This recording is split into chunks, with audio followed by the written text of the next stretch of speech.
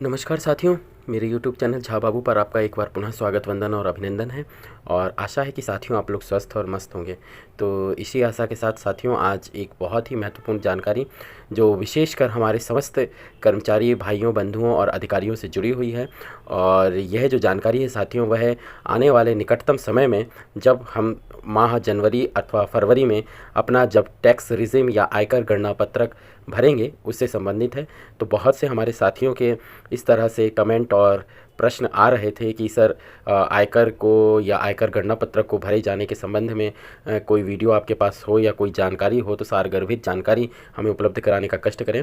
तो साथियों आज इसी आयकर गणना पत्रक के संबंध में मैं संक्षिप्त सेशन लेकर के मेरे चैनल के माध्यम से उपस्थित हुआ हूं और मैं इसमें अधिकतम प्रयास यह करूंगा कि आपको बहुत कम समय में अधिक से अधिक जानकारी और विस्तृत जानकारी प्रदान कर सकूं। पर साथियों यदि आप मेरे चैनल पर पहली बार विजिट कर रहे हैं या मेरी इस वीडियो को देख रहे हैं तो प्लीज़ चैनल को लाइक, कमेंट और सब्सक्राइब कर लें। साथ ही बेल आइकॉन के ऑल नोटिफिकेशन के बटन को याद से ज़रूर दबा लें ताकि साथियों इसी तरह की तमाम सूचनाएं, चाहे वह विभागों से जुड़ी हुई हों अथवा आपके हित से जुड़ी हुई हों, उनके संबंध में महत्वपूर्ण जानकारियां लेकर के मैं चैनल के माध्यम से उपस्थित होता रहूं और आप उसका लाभ प्राप्त कर सकें। यही मेरा उद्देश्य है साथियों। तो साथियों समय को बिना गवाए आते हैं हम चर्चा के उस मुख्य बिंदु पर जिसे आज मैं इस सेशन और इस वीडियो के माध्यम से लेकर के उपस्थित हुआ हूं।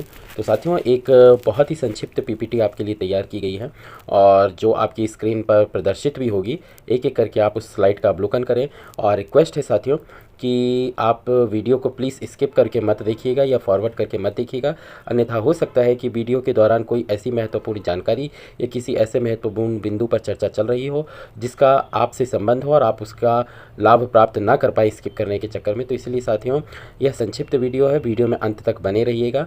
और अब हम चर्चा के मुख्य बिंदु पर आते हैं साथियों। और सबसे पहली बात साथियों, इस वीडियो को अपने तमाम साथियों के साथ शेयर भी ज़रूर करिएगा क्योंकि निकटतम भविष्य में अब हमें आयकर गणना पत्रक भरना है और जो हमारी आयकर गणना पत्रक का जो वित्तीय वर्ष 2023-24 और कर निर्धारण वर्ष जो हमारा रहेगा साथियों वह 24-25 है। तो हमारे समस्त साथियों को अब अपने आयकर गणना पत्रक के संबंध में महत्वपूर्ण जानकारियां प्राप्त करनी होगी। तो साथियों हम प्रारंभ करते हैं हमारी सेशन और वीडियो को। जैसा कि साथियों आप आपकी स्क्रीन पर अब देख पा रहे होंगे कि 2023-24 से हमारी सबसे बड़ी चिंता होती है साथियों कि नई आयकर प्रणाली चुनें या पुरानी आयकर प्रणाली, हम उसका समाधान करने का प्रयास करते हैं साथियों।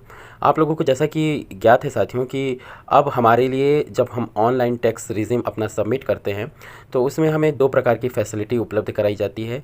या तो हम इनकम टैक्स के लिए ओल्ड रिजिम का ऑप्शन सेलेक्ट करें या जो नई कर निर्धारण प्रणाली के अंतर्गत जो न्यू टैक्स रिजिम है उसका सिलेक्शन करें। यह हमारे लिए सबसे ज़्यादा जो कठिन कार्य या दुष्कर कार्य होता है। तो इसके संबंध में सबसे पहले हम चर्चा कर लेते हैं साथियों कि हमें कौन से टैक्स रिजिम को सेलेक्ट करना हमारे लिए सबसे ज़्यादा हितकारी या लाभदायक होगा। वित्तीय वर्ष फाइनेंशियल ईयर 2023-24 कर निर्धारण वर्ष अर्थात असेसमेंट ईयर 2024-25 की आयकर गणना हेतु नवीन टैक्स व्यवस्था प्रत्येक नागरिक पर स्वतः लागू होगी। अगर किसी करदाता को पुरानी टैक्स व्यवस्था अपनानी है तो उसे आयकर विभाग को एक घोषणा पत्र देना होगा, परंतु प्रत्येक वेतनभोगी कर्मचारी अथवा अधिकारी से उनका विभाग डीडीओ या नियोक्ता सहमति घोषणा पत्र लेगा कि वह किस टैक्स व्यवस्था के साथ जाना चाहता है। वेतनभोगी कर्मचारी अथवा अधिकारी को यह सुविधा रहेगी कि वह एडवांस टैक्स जमा करते समय, रिटर्न फाइल करते समय या रिटर्न रिवाइज करते समय टैक्स व्यवस्था में सुविधा अनुसार बदलाव कर सकता है। साथ ही अगले वित्त वर्ष में भी सुविधा अनुसार मनचाही टैक्स व्यवस्था को अपना सकता है। इसके लिए उसे ऑनलाइन घोषणा पत्र जमा करना होगा। परंतु ऐसे नागरिक जो वेतनभोगी नहीं हैं वह पुरानी टैक्स व्यवस्था अपनाएंगे तथा उन्हें भविष्य में भी उसी टैक्स व्यवस्था के साथ रहना होगा। साथियों अब हम प्रारंभ करते हैं हमारा टैक्स रिजिम। इसमें सबसे पहली बात आती है साथियों वृत्ति कर या प्रोफेशनल टैक्स की। जो इसे यदि हम सरल भाषा में कहें साथियों तो यह जो प्रोफेशनल टैक्स या वृत्ति कर होता है यह एक प्रकार का प्रत्यक्ष कर या डायरेक्ट टैक्स होता है जो सीधे रूप से राज्य सरकार के कोष में जाता है या यह राज्य सरकार के अधीन या राज्य सरकार द्वारा प्राप्त किए जाने वाला कर होता है। मध्य प्रदेश की सीमाओं के भीतर जीविका उपार्जन करने वाले प्रत्येक व्यक्ति पर लागू होता है। जो निजी क्षेत्र, सार्वजनिक क्षेत्र, निकायों, सरकारी क्षेत्र, केंद्रीय सरकार, भारतीय रेल, केंद्र सरकार के उपक्रम में वेतन या मजदूरी पर नियोजित हो अथवा स्वयं के व्यवसाय से आय अर्जित करता हो, उस पर यह कर लागू होता है। दिव्यांग, कृषि आय, बोनस, पेंशन और उपादान, ग्रेच्युटी को इस कर से मुक्त रखा गया है। अब साथियों बात आती है कि किस तरह की इस कर प्रणाली में अर्थात वृत्ति कर में जो आय की सीमा है वह किस हिसाब से या किस तरह की आय का जो बाउंडेशन होता है इसमें वह निर्धारित किया गया है, अर्थात कितनी आय से लेकर के कितनी आय तक वालों को कौन किस दर से अपने वृत्ति कर का भुगतान करना होगा। तो साथियों आपके यहाँ पर एक तालिका प्रदर्शित हो रही है। इसमें साथियों जो आय की गणना की जाती है वैसे तो उसकी वृत्ति कर की कटौती मासिक आधार पर किया जाना चाहिए और इसके संबंध में गजट नोटिफिकेशन भी है कि 12 समान किस्तों में प्रत्येक कर्मचारी या वेतनभोगी को प्राप्त होने वाली आय से एक अनुमानित दर के हिसाब से उसकी सकल आय की गणना की जाने के पश्चात उसके मासिक वृत्ति कर का कटौती किया जाए। परंतु हमारे कुछ साथी जो हैं वह एक मुश्त अथवा 2 अथवा 3 किस्तों में वृत्ति कर की कटौती करते हैं। तो हम यहाँ पर देखेंगे कि किस आय सीमा तक कितनी वृत्ति कर की दर निर्धारित की गई है। सबसे पहले साथियों रुपये 2,25,000 तक यहाँ पर वृत्ति कर जो है वह निरंक या जीरो रहेगा, अर्थात कुछ भी वृत्ति कर नहीं देना है। इसके पश्चात रुपये 2,25,000 1 से 3 लाख तक रुपये 1,500 प्रतिवर्ष की दर से हमें वृत्ति कर देना है। इसी प्रकार रुपये 3 लाख 1 से 4 लाख तक रुपये 2,000 प्रतिवर्ष और रुपये 4 लाख 1 से अधिक होने पर रुपये 2,500 प्रतिवर्ष। इस प्रकार साथियों यह थी जानकारी वृत्ति कर या प्रोफेशनल टैक्स की, जिसे पीटी भी कहा जाता है संक्षिप्त में। अब बारी आती है साथियों आयकर कटौती की दरें। सबसे पहली बात साथियों इसमें हमें यदि हम पुरानी या ओल्ड टैक्स रिजिम का सिलेक्शन करते हैं तो जो उसमें स्लैब या दरें निर्धारित की गई हैं वह इस प्रकार है कि यदि हमारी जो आयकर या इनकम टैक्स जो हमारा होता है साथियों वह हमारे शुद्ध आय या नेट जो हमारी आय होती है उस पर लगता है और वृत्ति कर जो होता है साथियों हमारा वह ग्रॉस सैलरी पर लगता है या सकल आय या कुल आय पर। तो साथियों पुरानी कर व्यवस्था के अंतर्गत जो हमें आयकर का भुगतान करना होगा उसके लिए निम्नानुसार स्लैब का निर्धारण किया गया है जो नेट आय या शुद्ध आय पर लगेगी। 2.5 लाख तक साथियों नील रहेगा। इसी प्रकार 2.5 लाख 1 से लेकर के 5 लाख तक हमें 5% की दर से भुगतान करना होगा। 5 लाख 1 से लेकर के 10 लाख तक 20% और 10 लाख 1 से अधिक होने पर आय 30% की दर से हमें आयकर का भुगतान करना होगा। इसी प्रकार साथियों एक और तालिका आपके सामने प्रदर्शित हो रही है। इसमें यदि हम न्यू टैक्स रिजिम का ऑप्शन सेलेक्ट करते हैं या नई आयकर गणना प्रणाली के अंतर्गत हम नए आयकर के जो कर निर्धारण है उसका सिलेक्शन करते हैं या चयन करते हैं तो हमें ग्रॉस आय जो होती है हमारी उस पर हमें 3 लाख तक नील अर्थात कोई भी टैक्स नहीं देना है। 3 लाख 1 से लेकर के 6 लाख तक 5%, 6 लाख 1 रुपये से लेकर के 9 लाख तक 10%, 9 लाख 1 रुपये से लेकर के 12 लाख तक 15%, 12 लाख 1 रुपये से लेकर के 15 लाख तक 20% और 15 लाख 1 रुपये से अधिक होने पर आय हमें 30% की दर से आयकर का भुगतान करना होगा। अब साथियों बारी आती है आयकर में सकल वेतन की गणना से मुक्त भत्ते, अर्थात कौन कौन से ऐसे अलाउंसेस या भत्ते होते हैं साथियों जो आयकर से मुक्त होते हैं। सबसे पहली बात आती है साथियों गृह भाड़ा भत्ता या HRA हाउस रेंट अलाउंस। वह भत्ता जो नियोक्ता से प्राप्त हुआ है, जो किराया दिया अर्थात 10% मूल वेतन प्लस DA के 10% के बराबर या वेतन मूल वेतन प्लस DA का 40%, मेट्रो में 50%, तीनों में जो भी कम हो उसका लाभ मिलेगा। स्वयं के मकान या उस मकान में रह रहे हैं जहां किराया नहीं लगता है तो छूट प्राप्त नहीं होगी। मेडिकल खर्च का समायोजन जो बीमा कंपनी से प्राप्त हुआ है या सरकार से प्राप्त हुआ है यह भी आयकर से मुक्त रहेगा। साथियों अब बात आती है स्टैंडर्ड डिडक्शन की। केंद्र सरकार ने वित्त वर्ष 2023-24 के लिए 50,000 रुपये का स्टैंडर्ड डिडक्शन का लाभ दिया है। इसका लाभ वेतनभोगी नागरिकों को ही मिलेगा। स्टैंडर्ड डिडक्शन सकल आय से घटाया जाएगा। यह लाभ नई एवं पुरानी कर व्यवस्था दोनों में लागू होगा। अब साथियों बात आती है कि हम किस किस धारा और किस किस सेक्शन के अंतर्गत किस सुविधा का लाभ प्राप्त कर सकते हैं और कौन कौन सी आय का हम उसमें छूट प्राप्त कर सकते हैं। तो साथियों, अब हम बात करते हैं मुख्य रूप से यहाँ पर किन किन आयकर की जो धाराएं होती हैं और उसमें किस स्तर तक अधिकतम हमें आयकर से छूट मिलेगी। तो सबसे पहली बात आती है साथियों, जो आयकर की धारा 80C है। इसके अंतर्गत साथियों, जो हमें अधिकतम आय की जो सीमा है वह 1.5 लाख रुपए तक की छूट प्रदान की जाती है। अब इसमें क्या क्या आता है, जैसे कि जीवन बीमा, ULIP plan, Sukanya, ELSS, PPF, सामान्य भविष्य निधि, कर्मचारी का अंशदान, राष्ट्रीय बचत प्रमाण पत्र या NSC, पंचवर्षीय जमा खाता या FD, जो हमारी 5 साल की पॉलिसी होती है FD के अंतर्गत, या फिक्स डिपॉजिट होता हुआ है, गृह ऋण वापसी मूलधन, स्टैम्प शुल्क और पंजीकरण शुल्क, शिक्षण शुल्क भुगतान, डाकघर सावधि जमा खाता, इंफ्रास्ट्रक्चर बॉन्ड और वरिष्ठ नागरिक बचत योजना। साथियों, यहाँ पर एक विशेष विवरण मैं आपको देना उचित समझता हूँ कि राष्ट्रीय बचत प्रमाण पत्र या NSC, पंचवर्षीय जमा खाता FD से प्राप्त आय कर योग्य होती है। यदि इनसे आपको कोई आय प्राप्त हो रही है साथियों, तो उस आय पर आपको टैक्स देना होगा। अब साथियों, बारी आती है 80C के पश्चात 80CC की। साथियों, कर मुक्त की गई राशि, इसमें कोई सीमा नहीं है। अब इसके अंतर्गत कौन कौन से दायरे आते हैं साथियों, वह है पेंशन प्लान अंतर्गत प्राप्त एन्युटी राशि। इसके बाद साथियों 80CCC अर्थात 80CCC, इसमें भी कोई सीमा नहीं है साथियों। सरकारी या निजी कंपनी की पेंशन योजना में निवेश इसके अंतर्गत आता है साथियों। इसमें 80C और 80CC की छूट जो साथियों 1.5 लाख रुपए से अधिक नहीं होना चाहिए, यह भी इसके अंतर्गत है। मतलब अधिकतम सीमा जो रहेगी साथियों वह 1.5 लाख रुपए तक ही रहेगी। बात है इसमें निवेश की, तो निवेश की कोई सीमा नहीं है, पर आपको जो अधिकतम छूट मिलेगी साथियों वह 1.5 लाख रुपए तक ही मिलेगी। इसके पश्चात साथियों 80CCD1, मूल वेतन और महंगाई भत्ते का 10% अर्थात राष्ट्रीय पेंशन योजना या जिसे हम NPS कहते हैं अंतर्गत कर्मचारी का अंशदान। NPS अंतिम भुगतान में 60% राशि कर योग्य होगी। यदि कोई हमारे ऐसे साथी कर्मचारी भाई बंधु या अधिकारी हैं जो सेवानिवृत्त होते हैं और जिन्हें 60% राशि उपादान के रूप में प्राप्त होती है, वह कर योग्य होगी। इसी प्रकार साथियों 80CCD1 के अंतर्गत मूल वेतन और महंगाई भत्ते का 10% और राष्ट्रीय पेंशन योजना NPS अंतर्गत कर्मचारी का अंशदान जो है वह रहेगा। और 80C और 80CC की छूट जो है साथियों 1.5 लाख से अधिक नहीं होना चाहिए।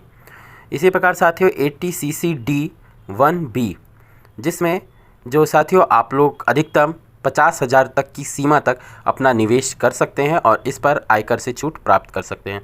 और यह जो निवेश रहेगा साथियों वह आपका राष्ट्रीय पेंशन योजना या NPS के अंतर्गत कर्मचारी की स्वैच्छिक जमा राशि होगी। यह कोई बंधन या बाध्यकारी नहीं है साथियों, आप अपनी स्वेच्छा से इस राशि को जमा कर सकते हैं, पर एक वित्तीय वर्ष में अधिकतम 50,000 रुपये तक की राशि पर यह छूट आपको प्राप्त होगी। इसी प्रकार साथियों 80CCD2, मूल वेतन और महंगाई भत्ते का 20% अर्थात राष्ट्रीय पेंशन योजना अंतर्गत नियोक्ता का जो अंशदान होता है साथियों यहाँ पर उससे अभिप्रेत है। और NPS अंतिम भुगतान में जो 60% राशि कर योग्य वह होगी। अब साथियों बारी आती है धारा 80D की अर्थात 80D। इसके अंतर्गत साथियों मुख्य रूप से जो मेडिक्लेम होता है या हमारे कुछ ऐसे साथी भाई बंधु होते हैं जो स्वयं का या अपने परिवार का या अपने आश्रित माता पिता के लिए किसी भी निजी या सरकारी उपक्रम की कंपनियों से या सरकारी संस्थानों से मेडिक्लेम प्राप्त करते हैं या स्वास्थ्य बीमा का लाभ लेते हैं, तो इसके अंतर्गत उन्हें छूट प्राप्त होती है। तो इसके अंतर्गत जो साथियों छूट प्राप्त होती है वह 2 प्रकार से वर्गीकृत की गई है। पहली, यदि जो मेडिक्लेम पॉलिसी है वह आपने स्वयं या अपने जीवन साथी या बच्चों के लिए ली है, तो उसमें आपको 25,000 रुपये तक की अधिकतम सीमा आपको छूट प्राप्त होगी, जो आपके उस कर निर्धारण वर्ष या 1 वर्ष के लिए होती है। पति पत्नी दोनों आयकर के दायरे में हैं तो लाभ एक को मिलेगा, इस बात का विशेष रूप से ध्यान रखिएगा साथियों। इसी प्रकार साथियों इसी के अंतर्गत यदि आपने अपने आश्रित माता पिता के लिए मेडिक्लेम लिया है और उसका भुगतान यदि आप कर रहे हैं तो आपको 50,000 रुपये तक उसमें अधिकतम छूट प्राप्त होगा। अर्थात आपने यदि कोई मेडिक्लेम लिया है और उसकी किस्त 60,000 रुपये है तो आपको उसमें जो छूट प्राप्त होगी वह 50,000 रुपये तक ही प्राप्त होगी। अगले 10,000 के ऊपर आपको टैक्स देना होगा। इसी प्रकार साथियों अगला है 80D के पश्चात 80DD अर्थात 80DD। यह जो साथियों होता है, इसके अंतर्गत हमारे जो मुख्य रूप से दिव्यांग साथी होते हैं उनके लिए यह आयकर की धारा होती है।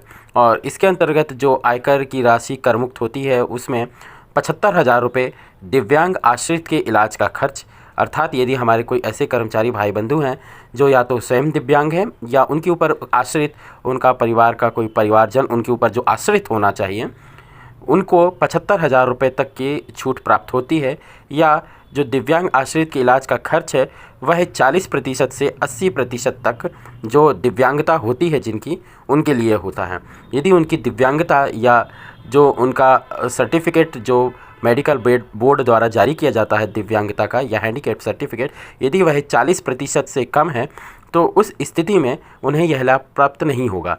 उन्हें इस लाभ को प्राप्त करने के लिए अपने आश्रित का जो दिव्यांगता प्रमाण पत्र है वह 40% से 80% होगा, तभी उन्हें 75,000 रुपये तक उस दिव्यांग आश्रित के ऊपर इलाज में खर्च किए गई राशि पर प्राप्त होगा। इसी प्रकार साथियों, यदि दिव्यांग आश्रित का विकलांगता या दिव्यांगता प्रतिशत 80% से ऊपर होगा तो उस स्थिति में उन्हें अधिकतम 1,25,000 रुपये तक की छूट प्राप्त होगी। इस बात का ध्यान रखिएगा साथियों, यहाँ पर आप अधिकतम छूट अर्थात इनकम टैक्स या आयकर की जो धारा 80DD है उसके अंतर्गत आप अधिकतम छूट 1,25,000 रुपये तक ही प्राप्त कर पाएंगे। इसी प्रकार साथियों, जो अगली धारा है वह है 80DDB, निम्न राशि या वास्तविक व्यय से जो भी कम हो से मुक्ति, अर्थात 40,000 रुपये। स्वयं या आश्रित के इलाज का खर्च 60 से कम आयु वर्ग के लिए होने पर यहाँ पर आपको 40,000 रुपये तक की छूट प्राप्त होगी साथियों। इसी प्रकार साथियों, निम्न राशि या वास्तविक व्यय जो भी कम हो से मुक्ति 1,00,000 रुपये तक। स्वयं या आश्रित के इलाज का खर्च 60 से अधिक आयु वर्ग के लिए, पूर्व में हमने देखा कि इसके अंतर्गत 60 से कम आयु वर्ग के लिए 40,000 और यदि 60 से अधिक आयु वर्ग के हैं तो उनके ऊपर 1,00,000 रुपये। अब यह छूट आप किन किन बीमारियों के लिए साथियों प्राप्त कर सकते हैं तो उसका स्पेसिफिकेशन यहाँ पर दिया गया है। ऐसा नहीं है कि आप हर बीमारी पर किए गए व्यय पर आप यहाँ पर छूट प्राप्त करेंगे। आयकर विभाग द्वारा इस बात का विशेष रूप से निर्धारण किया गया है कि कुछ स्पेसिफाइड बीमारियां होती हैं साथियों जिनमें हमारे साथियों का बहुत सा पैसा खर्च होता है, इसीलिए उस आय को या उस व्यय को जो हमारे द्वारा किया गया है उसे भी आयकर से मुक्त रखने हेतु कुछ स्पेसिफाइड डिजीज़ होती हैं जिनका यहाँ पर उल्लेख किया गया है। तो साथियों, यहाँ पर धारा 11DD के अंतर्गत जो स्पेसिफाइड या चिन्हित गंभीर बीमारियाँ हैं जिसमें पहला न्यूरोलॉजिकल डिजीज़ होती हैं, दूसरा कैंसर, तीसरा एड्स, चौथा क्रॉनिक रेनल फेल्यूर या और पांचवा हीमोफीलिया और छठवां जो होता है थैलेसीमिया या रक्त संबंधित यह बीमारी होती है। पति पत्नी दोनों आयकर के दायरे में हैं तो लाभ एक ही कर्मचारी या पति अथवा पत्नी प्राप्त कर पाएंगे। इसी प्रकार साथियों, जो आयकर की धारा अगली है वह 80E है। इसके अंतर्गत साथियों, जो हमारे कर्मचारी भाई बंधु होते हैं वह अपने आश्रित बच्चों पर जब उच्च शिक्षा आदि के लिए व्यय करते हैं तो इसके अंतर्गत वह छूट प्राप्त कर सकते हैं। और यह जो छूट है वह अधिकतम 2.5 लाख रुपए तक की होगी साथियों। तो बच्चों और जीवन साथी की उच्च शिक्षा हेतु लिए गए ऋण पर ब्याज की राशि कर मुक्त होगी। अर्थात यदि आपने कोई एजुकेशन लोन वगैरह ले रखा है साथियों किसी भी बैंक या किसी अन्य संस्थान से, तो आपके द्वारा लिए गए उस ऋण पर जो ब्याज की राशि होगी साथियों वह कर मुक्त होगी। और यह जो है साथियों वह केवल 8 वर्ष तक के ब्याज को ऋण मुक्त रखा गया है, इस बात का ध्यान रखिएगा। इसी प्रकार साथियों, जो अगली धारा है वह है 80EE। इस धारा के अंतर्गत साथियों धारा 24B में गृह ऋण पर 2 लाख रुपए तक का लाभ लेने के पश्चात अतिरिक्त 50,000 तक की कर छूट 1 अप्रैल 2016 के बाद पहली बार गृह स्वामी बनने पर गृह ऋण अर्थात होम लोन की ब्याज राशि जो होगी साथियों वह कर मुक्त रहेगी। 31 मार्च 2016 से पहले के गृह ऋण के ब्याज पर छूट सीमा 2 लाख थी। मकान की कीमत 50 लाख और ऋण 35 लाख तक होना चाहिए था। इसी प्रकार साथियों 80EEA धारा 24V में गृह ऋण ब्याज पर 2 लाख तक का लाभ लेने के लिए पश्चात अतिरिक्त 1.5 लाख तक की कर छूट। घर खरीदारों को धारा 24B के तहत अनुमत 2 लाख रुपए की कटौती के अलावा 1.5 लाख रुपए तक की इस छूट का अतिरिक्त फ़ायदा दिया जाता है। जिन ग्राहकों का लोन 1 अप्रैल 2019 से 31 मार्च 2022 के बीच मंजूर हुआ है वे इसका लाभ उठा सकते हैं। साथियों, अगली धारा है 80G। यह इसकी कोई सीमा नहीं होती है और इसके अंतर्गत कौन कौन से दायरे आते हैं साथियों, तो इसमें राष्ट्रीय धार्मिक परमार्थ एवं सामाजिक कार्य हेतु दान राशि 50% से 100% तक कर मुक्त होती है, आयकर विभाग द्वारा जारी संस्थानों की सूची अनुसार। इसी प्रकार साथियों 80GG 60,000 या वेतन का 25% जो भी कम हो, मकान किराया, मकान मालिक का पैन और रसीद लगेगी साथियों। कभी हमारे कुछ साथी ऐसे होते हैं जो किराए के मकान में निवास करते हैं साथियों, तो आप इस बात का विशेष रूप से ध्यान रखें कि आप आपके मकान मालिक से या जो ऑनर हैं उनसे आप रसीद अवश्य प्राप्त करें, चाहे वह मासिक आधार पर हो, क्वार्टरली हो, छमाही हो या वार्षिक आधार पर हो। आप उनसे अपने जो भुगतान किए जाने वाला किराया है उसकी रसीद प्राप्त करें, उस पर आपको आयकर की छूट प्राप्त होगी जो आपके वेतन के 25% से या तो कम होनी चाहिए या अधिकतम 60,000 रुपये वार्षिक की दर होगी उसमें निर्धारित। और इसके लिए आपको अपने मकान मालिक का किराए की रसीद और पैन आवश्यक होगा। यदि वेतन में गृह भाड़ा भत्ता नहीं मिलता है तब TGGC कोई सीमा नहीं। व्यक्ति द्वारा राजनीतिक दल को दिया गया चंदा, नगद भुगतान को छूट नहीं, इस बात का विशेष रूप से ध्यान रखें। इसी प्रकार साथियों जो अगली धारा है वह है 80RRB। इसमें 3 लाख रुपए तक की सीमा तक छूट रहेगी। पेटेंट और प्रकाशन की रॉयल्टी कर मुक्त रहेगी। सरकारी कर्मचारी होने पर विभागीय नियमानुसार ही लाभ मिलेगा। 80TTA 10,000 रुपये, अर्थात साथियों यदि हम हमारे किसी बैंक खाते या पोस्ट ऑफिस या किसी अन्य बचत खाते पर हमारी बचत राशि पर हम 10,000 रुपये तक वार्षिक आधार पर हमें यदि ब्याज प्राप्त हो रहा है तो वह 10,000 तक उस पर छूट होगी। यदि हमारी ब्याज की राशि या उस पर प्राप्त होने वाली आय 10,000 रुपये से अधिक है तो उस पर हमें कर का भुगतान करना होगा। इसी प्रकार साथियों 80U, इसके अंतर्गत भी साथियों जो हमारा भुगतान है इसके संबंध में वैसे हम पूर्व में चर्चा कर चुके हैं, पर यहाँ पर मैं एक बार और आप लोगों को अवगत करा दूँ साथियों कि जो 80DD के अंतर्गत हमने बात चर्चा की थी, उसी प्रकार दिव्यांग व्यक्ति को इलाज खर्च की छूट 40% तक रहेगी, 75%, और दिव्यांग व्यक्ति को इलाज खर्च की छूट 40% से अधिक दिव्यांग होने की स्थिति में 1,25,000 रुपये तक रहेगी। अब जो आयकर की धारा है साथियों वह है 89(1).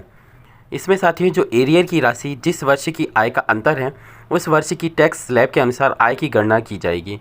फॉर्म 10E की पूर्ति करना होगा, इस बात का विशेष रूप से ध्यान रखें। कई बार ऐसा होता साथियों कि हमें किसी अन्य वित्तीय वर्ष की राशि का या वेतन का जो अंतर होता है वह हमें कुछ वर्षों पश्चात उसकी एरियर की राशि प्राप्त होती है और हमें प्राप्त होने वाले वर्ष में उसकी आयकर की गणना कर ली जाती है। तो उसका लाभ प्राप्त करने के लिए हम आयकर की धारा 89(1) में उस चीज़ का हम यहाँ पर शो कर सकते हैं। इसी प्रकार साथियों अब हमें यदि जो रिवेट मिलता है आयकर की तरफ से या शासन की तरफ से, वह रिवेट है 87A के अंतर्गत प्राप्त होता है साथियों। और पुरानी जो कर प्रणाली में 5 लाख तक की कर योग्य आय पर टैक्स रिवेट 12,500 रहेगी। नवीन कर प्रणाली में 7 लाख तक की कर योग्य आय पर टैक्स रिवेट 25,000 रहेगी।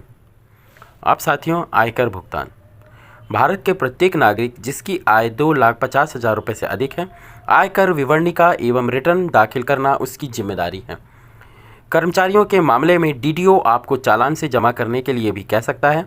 यह IFMIS से अथवा एजुकेशन पोर्टल के माध्यम से भी काटा जा सकता है। आप गणना पत्रक देने के पश्चात कर कटौती का प्रमाण पत्र फॉर्म 16 प्राप्त करना ना भूलें। इसके पश्चात तत्काल आयकर रिटर्न फाइल करें। जुलाई या अगस्त माह का इंतजार ना करें। रिटर्न फाइल करना कर्मचारी का दायित्व है, अतः DDO के भरोसे ना बैठें। साथियों यहाँ पर एक डिस्क्लेमर बहुत ज़रूरी है कि रिफंड के लालच में त्रुटिपूर्ण रिटर्न दाखिल ना करें, अन्यथा आपको आयकर विभाग का नोटिस मिल सकता है और रिफंड लेने की जगह ब्याज सहित देना पड़ सकता है।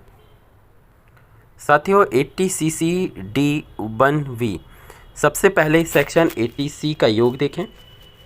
धारा 80CC(D)(1) कर्मचारी का अंशदान सेक्शन 80C का पार्ट है। अंशदान जो आपने NPS में किया है उसको आप चाहें तो 2 भागों में स्प्लिट या बांट सकते हैं। धारा 80CC(D)(1) और धारा 80CC(D)(1)(B) में यदि आपकी कुल कटौती 80C में 1.5 लाख या कम है तो एनपीएस कटौती का स्प्लिट से कोई लाभ नहीं होगा। यदि कटौती 1.5 लाख से ज़्यादा है तो पहले ये चेक करें कि 1.5 लाख से कितनी ज़्यादा है। कितनी ज़्यादा 1.5 लाख से है उतनी राशि 80CC D1V में जोड़ सकते हैं तथा उतनी ही राशि 80B सेक्शन के पार्ट 80CC D1 में कम करेंगे। यदि 80C में आपकी कुल कटौती 2 लाख या ज़्यादा है तो आप अपनी एनपीएस कटौती से 50,000 कम करके अधिकतम 50,000 80CC D1V में शामिल कर सकते हैं। अर्थात इस प्रकार एनपीएस एम्प्लॉय को अधिकतम 1.5 लाख प्लस 50,000 2 लाख तक की छूट मिल सकती है। स्प्लिट होने वाली राशि कर्मचारी का अंशदान में से होगी, अर्थात 80CC D1 और 80CC D1V का योग कार्मिक की कुल एनपीएस कटौती के बराबर होना चाहिए। तो साथियों, आशा है कि मेरे द्वारा प्रदान की गई यह जानकारी आपको समझ में भी आई होगी और पसंद भी आई होगी, और आशा है कि आप इसका लाभ अधिक से अधिक प्राप्त करेंगे। तो साथियों, इसी के साथ आप लोगों के लिए यहाँ पर एक टैक्स की जो स्लैब है वह उपलब्ध कराई जा रही है, जो old tax regime versus new tax regime है। यहाँ पर आप देख सकते हैं कि साथियों, आप लोगों की सकल आय और जो शुद्ध आय या नेट इनकम है उसके आधार पर आप लोगों को ओल्ड टैक्स रिजिम में या न्यू टैक्स रिजिम में फ़ायदा हो रहा है। तो यहाँ पर एक अनुमानित दर से आपका कैलकुलेशन किया गया है जो आपकी स्क्रीन पर प्रदर्शित हो रहा है। आप इसे देख लें साथियों। इसके पश्चात भी आप अपने टैक्स रिजिम का साथियों विशेष रूप से ध्यान रखें, कैलकुलेशन वास्तविक रूप से करें और उसके पश्चात ही अपना आयकर विवरणिका या आयकर गणना पत्रक जो है वह अपने डीडीओ को सबमिट करें।